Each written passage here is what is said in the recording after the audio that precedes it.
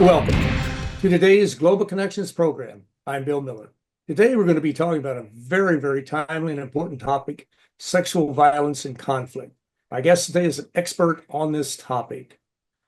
A special representative of the Secretary General, Pramila Patten, originally from Mauritius, was appointed by UN Secretary General Antonio Guterres as special representative on sexual violence and conflict, with the rank of Undersecretary General of the United Nations.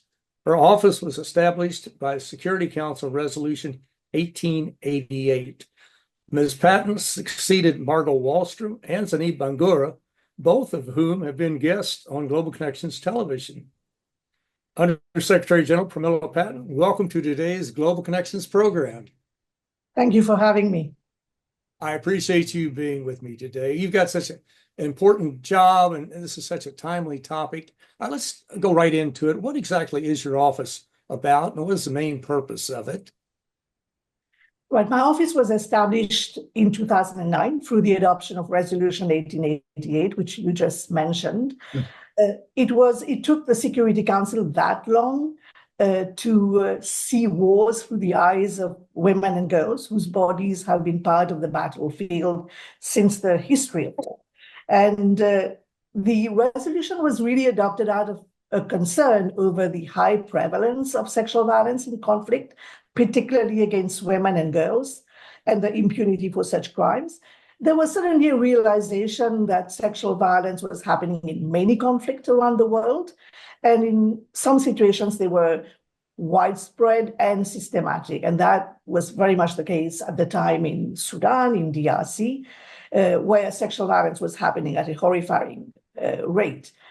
So the mandate established, the resolution established my mandate, called for the appointment of a special representative to provide strategic and coherent leadership on the issue of prevention and response, to coordinate UN efforts, to engage in advocacy efforts, to engage with governments and all parties to conflict, but also with, of course, survivors and civil society. And it also, given the concerns about impunity for such crimes, it also established a team of experts on the rule of law, which works under my leadership. And the team of experts is mandated to assist national authorities to strengthen the rule of law and to enhance national capacity to address impunity. And it's vitally important to have that dialogue and engagement of all the parties in order to stop this horrific violence that's taking place. Well, let me just mention your website. It's un.org/sexual violence in conflict. And we'll put that up in the lower part of the screen so that our viewers can go to it and check it out. It's got so much more information than we'll be able to cover today, that's for sure. Well, let me ask you, you've got so many programs going on, important programs. There's one now, there's a campaign, it's called Stop Rape Now. What exactly is that program? What's the purpose of it? And who are the participants? Well, I have an advocacy mandate, and throughout the mandate, I do advocacy. But the Stop Rape Now campaign was an initiative of UN Action Against Sexual Violence in Conflict, which was launched back in 2007, even before the mandate was established. Mm-hmm. And it was a campaign that actually brought visibility around the scourge of sexual violence used as a tactic of war. It brought visibility around the devastating consequences on victims, their families, the society, the community. It was a very successful campaign because prior to this campaign and the establishment of the mandate, sexual violence in conflict has been rightly called one of the world's most silenced crime and one of the world's least condemned crime.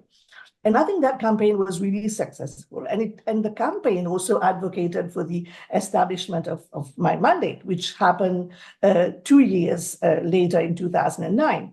So the UN Action survived the establishment of my mandate, and as the special representative of the Secretary General, I chair UN Action Network, which today unites the work of 26 different UN entities from across a spectrum of public health, human rights, gender equality, peacekeeping, political affairs, and development. And UN Action brings together that collective experience of all these entities and the institutional capacity of the UN system. And for me, it is a very important implementing arm, and it has actually filled very, very critical knowledge gaps. It has generated policy guidance and training materials to inform evidence-based prevention and response to sexual violence.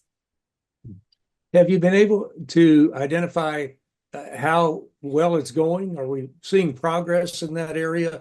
I know some areas are absolutely impossible to get into because of the conflict that's going on, but have we seen progress in that area of curtailing rapes and sexual violence against women? We have come a long way in those 15 years.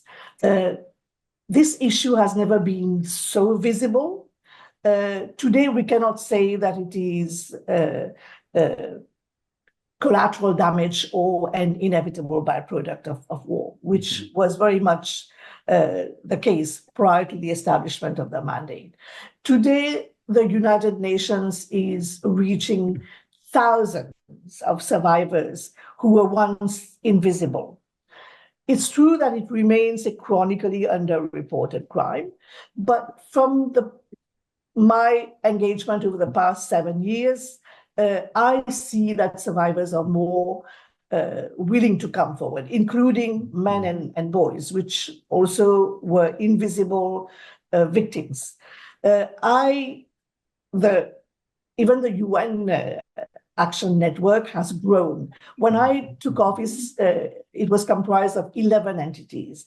And today we have reached 26 UN entities working together as a one UN to prevent and respond. We have developed tools from model legislative provision and guidance on sexual violence to a prevention framework. We see results from the work of the team of experts on justice and accountability. Even the Security Council, after Resolution 1888, I mean, there has been 5 other Security Council resolutions dedicated to the issue of sexual violence, with the last resolution 2467 adopted in 2019, which recognized, for example, the plight of children born of rape, who were also invisible, that recognized the importance of having a survivor-centered approach in both prevention and response. But you are right, Bob, that the reality on the ground is quite different. We see that with every war, we see an increase in sexual violence. And in fact, today, we are going through great global turbulence where we see a record number of conflicts since World War II, record number of displaced people, over 110 million, record number of women and children living in conflict-affected countries, over 600 million, record military expenditure in trillion, but at the same time, we see drastic cuts in humanitarian funding. So for me, we have a robust framework. What we need to do is to really convert these commitments into compliance, these resolutions into solutions on the ground. That's exactly right. That is a challenge. And the United Nations can only be as successful as the member states will allow it to be. And they've got to be involved in this. They have to fund the programs adequately, which apparently a lot of the member states are not doing now. And they will admit it. They will say, well, we've cut back on our funding, which is not good.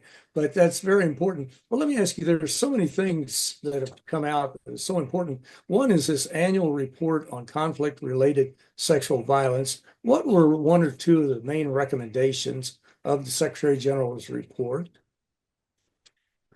My office has the responsibility to prepare the annual report of the Secretary General, which is debated before the Security Council. And this year, in April, the 15th report of the Secretary General was debated before the Council. And the report contains very important recommendations. It's true that often you see the same recommendations over and over again, but the last report did include some new ones as well.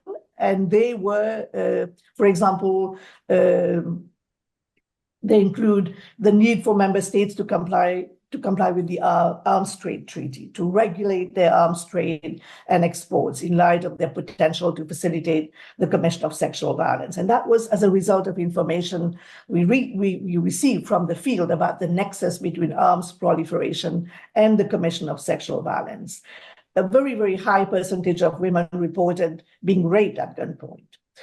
Given access challenges to the documentation of cases, as well as increased reports about sexual violence, sexualized torture in detention settings, like in Ukraine or the occupied Palestinian territory, there was a recommendation about the need for all parties to conflict to provide the United Nations with unhindered access to conflict areas and to detention centers. Other recommendations were targeted at the Security Council, urging them to encourage all state and non-state parties to conflict to adopt time-bound commitments to prevent and address sexual violence, to monitor compliance, including through sanctions committees, to ensure that sexual violence is systematically monitored and incorporated as a standalone designation criteria for targeted sanctions to deter the commission of such violence by all parties, because sanction is a very important tool. There was a recommendation for the Security Council to sanction persistent perpetrators. And to the point that you made earlier, there was a recommendation for donors to address chronic funding shortfalls by providing predictable financial support to the mandate. But there were also some recommendations to government, such as the importance of fostering an enabling environment for survivors to seek services and support without being stigmatized.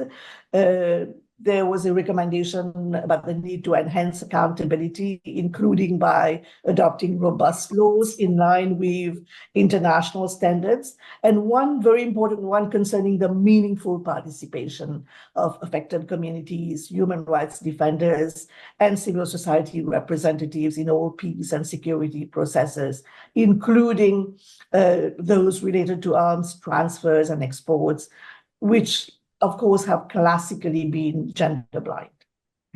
Those are excellent recommendations. And I know some countries are doing some or all of them now, but it would be great if all 193 countries of the United Nations General Assembly could sign on to this.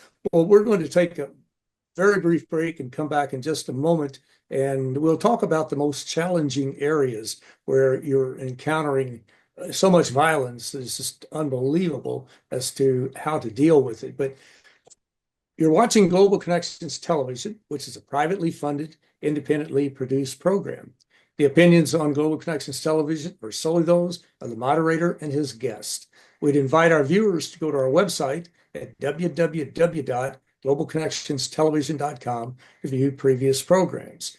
If you're involved with a PBS or community access television station, or perhaps an educational institution that has an intra-campus television hookup, or you have a podcast, or you just have a computer, you like our shows and you would like to share them, please feel free to do so. Global Connections Television is provided at no cost as a public service to help us better understand international issues and how they impact our lives. Today, we're talking about an extremely important topic, sexual violence in conflict. And my guest today is an expert on this topic.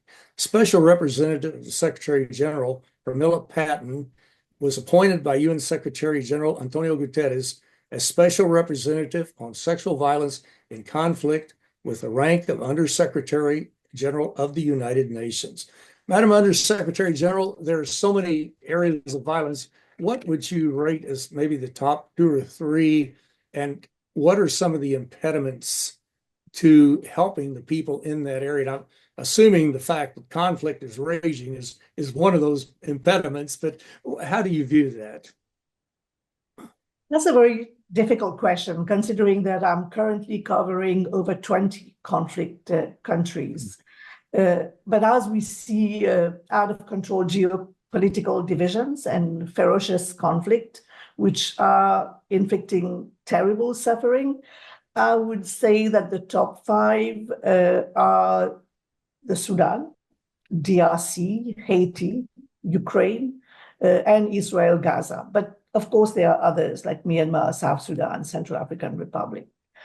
In the Sudan, since the conflict erupted last year on the 15th of April between the Sudanese armed forces and the rapid support forces, sexual violence against women, but also displaced and refugee women and girls, has spiked out of control, with women's bodies on the front line of the conflict.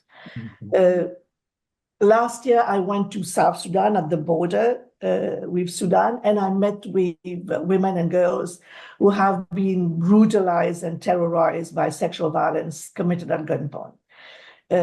I heard accounts of young women having been abducted from dormitories and hospitals, shackled and transported in the back of pickup trucks by fighters to be sold in slave markets in northern Darfur.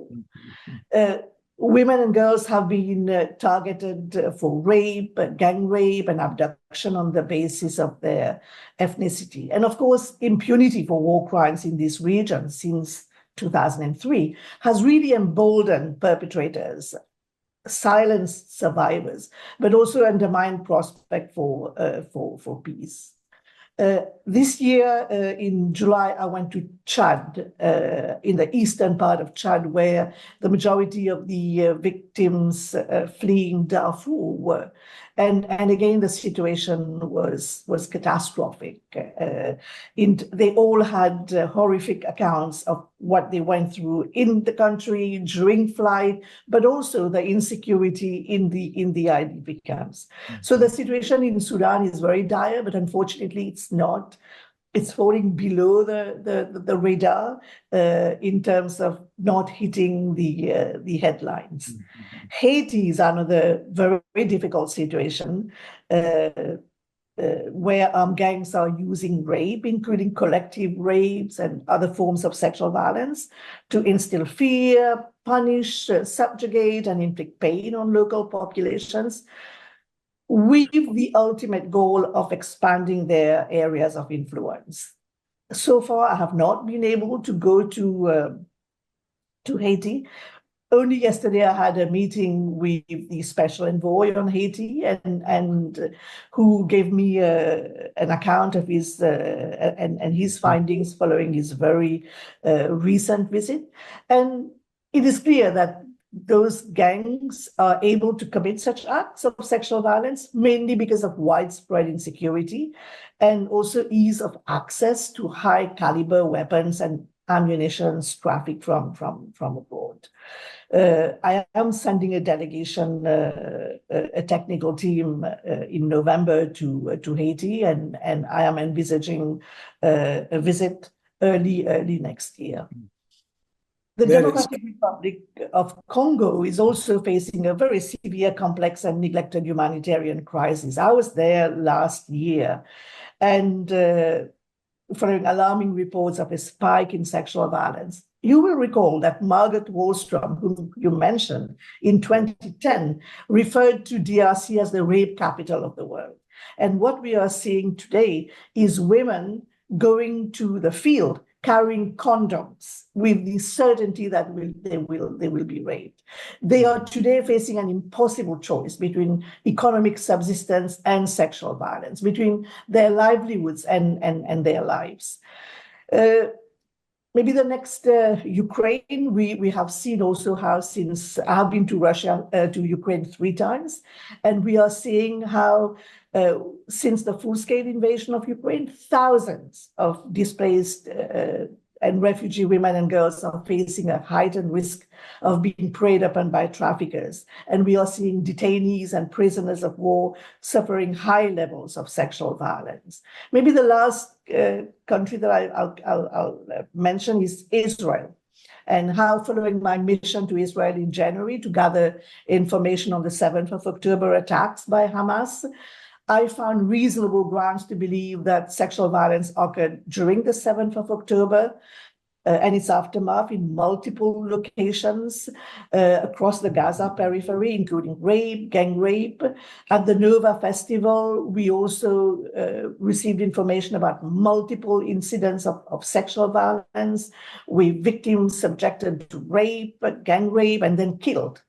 Or killed while being raped. And there was a lot of abundant circumstantial information indicative of some forms of sexual violence. With respect to hostages, and I'm very concerned because there are still hostages in captivity, I found clear and convincing information that some have been subjected to various forms of sexual violence, including rape and sexualized torture, and sexualized, cruel, inhuman, and degrading treatment. And we concluded that there was reasonable grounds to believe that such violence may be ongoing. But on the other hand, as we speak, in the Middle East, women and girls are disproportionately affected by the displacement, trauma, and terror. They comprise more than half of the victims of the relentless bombing of Gaza, which has shattered the healthcare, leaving survivors of gender-based violence, pregnant women, and others in desperate need with really nowhere to turn. Exactly. And you hit it on the head when you said that so many of these places have fallen off the radar screen. We're not reading about Sudan. We're not reading enough about what's going on in Darfur. Haiti, to some degree, we're not. But this has to change. I'm curious, does your office maintain a list of shame, maybe to elevate this problem or to shine the spotlight on some of these countries? Some of the UN agencies do have a list of shame. Does your office maintain that? Right. The listing of parties is the prerogative of the Secretary General. And in fact, in his annual report, there is an annex which includes a list of parties credibly suspected of committing or being responsible for patterns of rape or other forms of sexual violence. And the list does not purport to be comprehensive, but rather includes parties in relation to which credible information is available. And in the last report of the Secretary General, which was debated before the Council in April, 58 parties were listed, the majority being non-state actors, and several of which have been designated terrorist groups according to the sanctions list of the Security Council. National military and police forces that are listed are required to adopt specific time-bound commitments and action plans to address sexual violence, and they are also prohibited from participating in UN peace operations. And effective implementation of commitments, including cessation of such violence, is a key consideration for the delisting of parties. I must say that when it comes to state actors, I have had a lot of success in terms of engaging with the concerned government through the signing of a joint communique or a framework of cooperation, working with the governments on their security sector reform, ensuring that they have zero tolerance policies, working on action plans with the military, with the police, and I have even established a security sector hub in my office.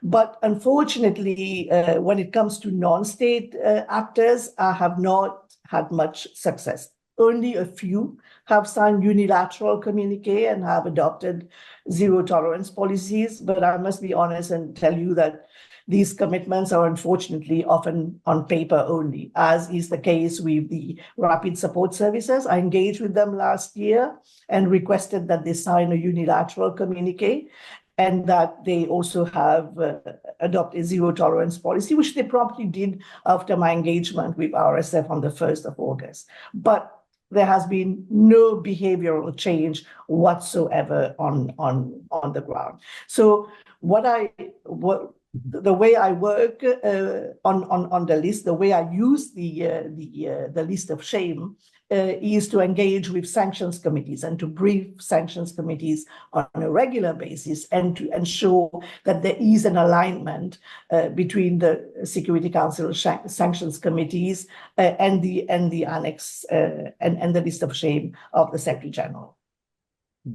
Well, this has been the most thoughtful, comprehensive overview of a horrific problem that I've heard many updates on these issues at the United Nations and in other areas, but you have really summarized this so very nicely. And I know there are viewers in the United States and around the world some of them will find this totally unimaginable. And this will get them to thinking how they can get involved, hopefully, and be of assistance to your agency, as well as to many of the other United Nations agencies that are working to combat these problems. I had hoped we could talk about the Summit of the Future, but the clock is not our friend. We ran out of time. But Undersecretary General Pramila Patten, I want to thank you so very much for a very informative and a very interesting program. Thank you. My pleasure. I'm Bill Miller. Thank you for joining us today on Global Connections Television.